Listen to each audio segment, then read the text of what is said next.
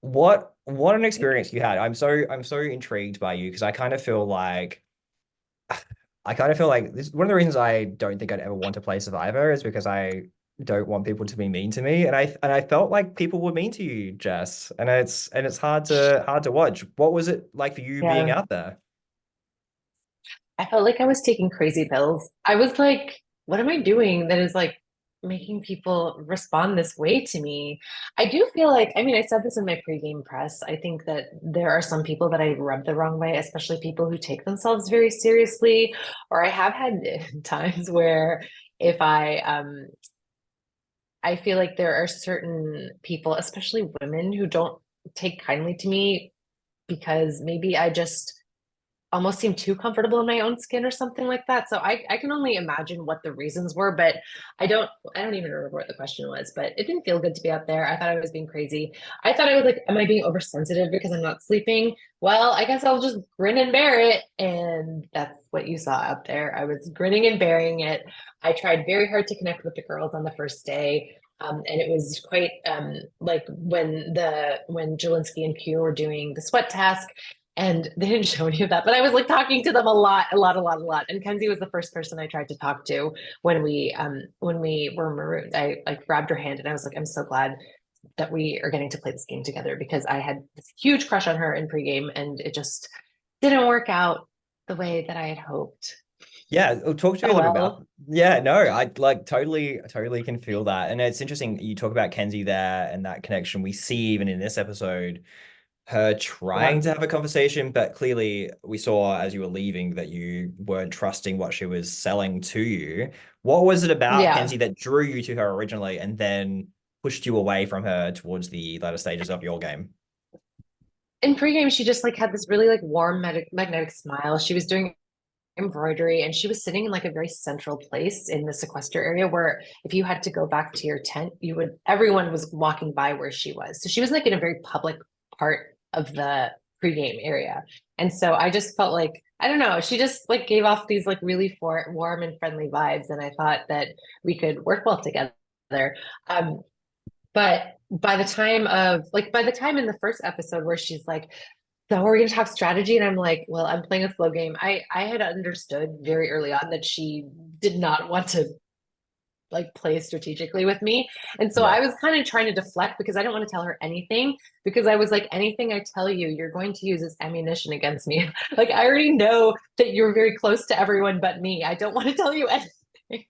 And I thought it would be safer and more strategic for me to just not say anything than to put anyone's name out there because I knew that it would backfire. And that was kind of what you saw again at the when we went out to the rocks. I was like, anything I say is probably going to be used against me. I don't like I don't feel comfortable talking to you. And at that point, I had actually already gone to multiple people and had said, I don't trust her. Like on a scale from 1 to 10, I trust her like a 6 out of 10. Like I had been trying to plant the seeds with people to that she was the person that I felt like was very socially strong. She was so socially fast, and I was like, she's going to eat everyone at the merge. And I don't know if I leaned so much into the weakness angle because I always find it to be a little bit like specious and sexist to be like, let's target the little girl. So I was like trying to be like, she's going to be a very social, like strategic threat, and everyone needs to like watch out for her because that's what I was experiencing. Yeah, no, completely. And it's so interesting. Like it's so interesting in terms of that relationship. Do you feel like that impacted the other relationships there as well, where you had to become a little bit closed off? Because the perception I think that the edit at least tried to show us was that you were to the Yeah, side, not engaging. But obviously that clearly from your point of view yeah, wasn't what was happening. So I'm talking more with like the other players out yeah. there as well. I had so I like after the sweat challenge, it was very, very clear to me that Jelinski was toast. Like Q was so angry that Jelinski quit the sweat challenge. I went straight to Q, and I knew that I knew Q was in a really tight alliance with Tiff, and I knew like the person that I have to like connect to now is Q. I cannot make inroads with Kenzie. Tiff is still like a crapshoot, but if I can make inroads with Q, I'll be good. I went straight to Q, and I was like, I know you hate quitting. I'm so glad like Q came straight to the shelter and was like helping us lug bamboo around. And I was like, I'm Yeah. so glad you're helping us. I really admire your work ethic and I want us to work together. And so we had a little alliance going on. Um, and so, but it also felt like any alliance or any kind of friendships I had to kind of keep on down low because I felt like those would also be used as ammunition against me. I mean, if I was very, very close to Banu out there, but I also knew that like because Banu and I connected at an emotional level, I felt like he really I love Banu so much. I feel so badly for him that he's being portrayed as like this just like the person screaming at me because everyone was screaming at me in that challenge. Like Yeah. he was the person like that felt like really had my back and really cared about my like my kind of mental and emotional state. And that's so important in a game like this. Like I don't think we need to be coddled, but to just know that there's somebody there that has your back in like a very like soul level, like that was really important to me. And so I just felt like anytime I kind of had to just keep everything on the down low. Otherwise it would be used against me. Oh, she's like working with Banu. Oh, she's like doing this with you. I had to be very kind of subdued about it. And it wasn't that great. Yeah, no, I'm sorry that the experience you I don't had know. Does was. that shed light on what you're seeing? Oh, completely, completely. And like it does shed light on what like I'm Mm-hmm. observing as a watcher. And yeah, I just feel bad for you that the Survivor experience you had was a little bit, I've just said a little bit crap. Like it just kind of sucked. And I just felt Yeah. like the idol situation to me as like I'm a huge fan of the show. It just felt unkind to me. And I don't know how you feel about that, but Mm-hmm. like, can you talk about Yeah. them giving you the fake idol and Yeah. kind of like manifesting that in a way to make you not play your shot in the dark? It just seems like really aggressive Yeah. so early in the game.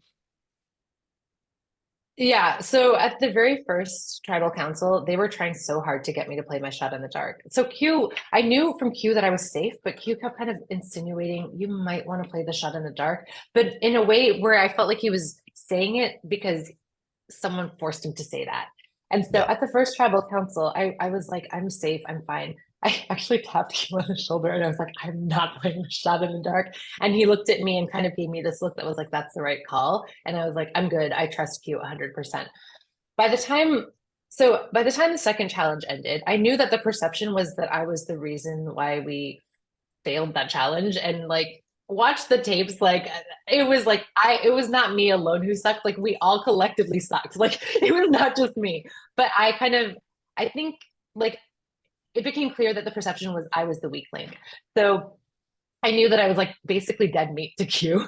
And Yeah. so I remember um and so when Tiff was like leading me on this idol hunt, you have to remember that by this point, I had not slept during the sequester. So I'd gone 5 days without sleep. The marooning, I was on day 5 or 6 of sleeplessness. So by the day of the immunity challenge, I was on like day 10 of not sleeping. Like I Yeah. don't know Wow. that I ever slept while I was out there. And so I was like, what the like they know that I'm struggling with the sleep. Like why are you trying to like in what universe would I like be lurching? Like I was like, I have to at least pretend that I want to look for an idol. I know someone has it, but like I was like, what? And so watching them be like, why doesn't she know where it is? She's so dumb. I'm like, why would I know where it was? I didn't find the original one. Like, why would I know where you hid it? Because I wasn't the one that like traced your steps to find the original one. So I guess it was like a little bit striking to me to what like the lengths to which they went to try to get me to find one. And so when Q came to me with the fake one, I was like a little bit skeptical. I opened it and I was like, this is 100% fake. I went and asked him, and he was like, you better play tonight. And actually, Kenzie was walking to us when he was kind of speaking at a very high volume to me. And I was like, I'm screwed. Like, Kenzie knows about this. They're all in this together. I guess like I don't want to play my shot in the dark because I want my vote, and there is a chance, there is a glimmer of a chance that this is real and he's using this to test my loyalty because they kept complaining about how emotional Banu was. But at the same time, I like don't want this to be real because I will probably die if I don't sleep. Like I was starting to feel very cognitively like just like so drained. I was like giving my all in all the challenges and like helping so much around camp, like lugging around all the stuff, rebuilt the shelter after it collapsed. Like I was just like, what more do you want from me? I don't know what to do. So I was like, I'll just play this stupid idol because I don't have an ego. Like I don't have an ego about it the way you all might think I do. Like I don't care. I'll just play it. I'll play it and then people can decide to make of it what they wish to make of it. Like I believe in showing rather than telling. Yeah. And Look, that is why I was also quite careful to be like to filter what I said about everybody out there because yeah. yeah, I think that came through in Sorry. terms of no, I super appreciate you just being real. And it's so funny. Like, I really appreciate the way that you, at least on the show, it was represented how you receive the idol and then play the idol. It wasn't like I'm safe. It was like maybe this is real. This probably isn't real. It's the Eliza. It's a stick. And it was very much like, yeah, you're just trying to get through. And in a way, I kind of feel relief for you that you got to go. When did you get sleep? Did you actually fall asleep after being voted out? Did you Oh have sleep? yeah. Oh yeah. Yeah, yeah. I slept afterwards. And then I wrote Banu's name down because I was like, well, they're not going to put down Kenzie's name. And if this thing is real, then at least like Banu can get off this godforsaken trial Yeah. and like finally relax a bit because he was getting so stressed out. Well, tell me about Banu because you spoke about the relationship you have with him, and obviously that's your closest one in the Yeah. game. What is he like? Because Yes. obviously the last episode, especially, like he came across like pretty negatively. Like he seemed like Yeah. aggressive and emotional. Like, what are you seeing that we're Yeah. not being shown on the show? Banu is the sweetest soul. Like I'm gonna cry thinking about it. Like he was like the kindest person to me. And when I was like really struggling with the sleep deprivation, and like I'm so frustrated by this narrative that I'm like weak and that I should have practiced sleeping or something like that. Like I was doing everything that I could. Anyway, so while I was having trouble, Banu was the one that was like checking in with me, saying like, Jesse, if you can't sleep, let's go for walks together. And he's like this very soulful, spiritual, like loving, generous person. He was always looking for ways to help feed the tribe. He was kind of like the person that knew, because of his upbringing, he was the person that knew how to open all the coconuts, and he was the person that knew how to use the machete properly and do all that stuff. And so I just really, really felt for him because he was also putting in his all. And I felt like people I mean I think the one time I cried out there was because of how I felt like everyone was treating him. Like I was like I feel like we're such outsiders here. We are like not being included in the I just really felt for him because I felt how isolated he felt as well. Yeah. Because we both like we really connected at like a personal, like spiritual level. It did appear you landed on a pretty rough tribe for you as a person. And it's interesting. I don't know how much you've seen Australian Survivor. Last season, Yeah. I had this podcast with three Asian Australian contestants who had very Yeah. positioning in the game. But a common theme that came out of that podcast, a common theme that we're seeing with Survivor more broadly globally, is that like Asian Yeah. players playing Survivor going out early, especially women. How do you feel about that? Do you feel that is like it's a hard place to come into the show? Like, and what can we do better to Oh. avoid this situation? Like, have you thought about that as a Yeah. Oh player no, I gotta having an Asian cry. background? I think I listened to it. Was that the one with Benjamin Law and Phil? It was, yeah. Okay, I did listen to that like maybe a couple of weeks ago because I was like, for the longest time when I got out of the game, I was like, I should have slept, I should have slept, I should have slept, I should have like practiced sleeping. And I don't think even with the sleep, okay, I had a coworker before who sold doors and I didn't, he sold knives door to door. And he told me that a sales tactic was to like knock on the door and ask someone for help, ask them for a glass of water. And in asking someone for help, they would start to feel like an affinity for you and try to help you. And then they would eventually buy the knives from you. So I think that my way of trying to get that affinity with people was like asking for help, like and trying to open up about the sleeplessness because everyone was struggling with something out there, whether it's headaches or sleeplessness or whatever.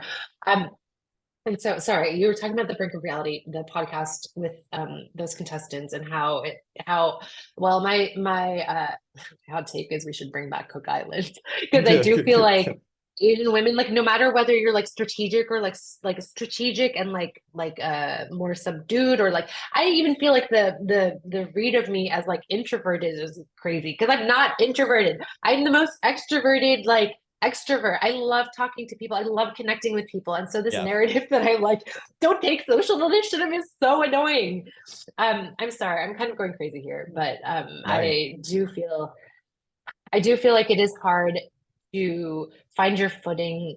And when I arrived on the cast and I was like, I'm the only person that looks like me on this entire cast, even knowing that there would be someone after the merge to connect with would have fortified me as well. Like I was like, I'm going to have to try extra hard to to see common ground with people. And it is really rough. They should bring Yeah. back Cook Islands. Look, I'm sorry. It's a fact. no, I look, I say that and acknowledge that for people who don't know, like, and can't see because it's a podcast. Like as a white male, like I'm just like I appreciate you responding in the way you did with honesty. And it's something that I've reflected on a lot. And it's just, yeah, I don't know. I don't know. I just feel like we're in an era where we are trying to represent America or Australia or these countries that we're playing Survivor more broadly. Like, I think there's still more to be done. And there's definitely something that has, there's something ingrained that's happening and it's not great. But I appreciate you being so honest and real and Yeah. clearly extroverted because like, gosh, like listen to this podcast. I'm so unfiltered. It's so good. No, I love it. And I really appreciate you going out there and playing the game that you did, Jess. And I'm sorry that it has like a mixed feeling for you at this point, but I'm glad you got out and got sleep and still had the experience. You got the buff, you're part of this cast, and that's still really amazing. And I appreciate your openness and honesty. And it's really I really value that. So thank you so much for that. Yeah, thank you. Thank you. This was like a very humanizing, I like humane interview because I really Nice. appreciated it. I No appreciate the problem. questions you asked. Thank you. I thank you.